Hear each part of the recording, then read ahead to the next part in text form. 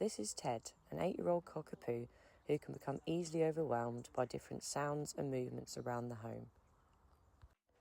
In this session, we focused on helping him feel calmer and more comfortable around the hoover. Starting with the hoover switched off and rewarding Ted for being calm around it and allowing him to investigate at his own pace. I then gradually introduced movement while continuing to reward Ted for staying calm.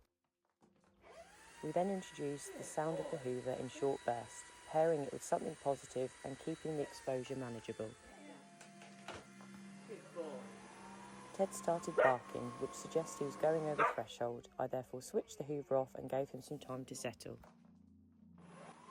After a short break, we could then try again, adjusting the exercise and working at a level that he felt more comfortable with.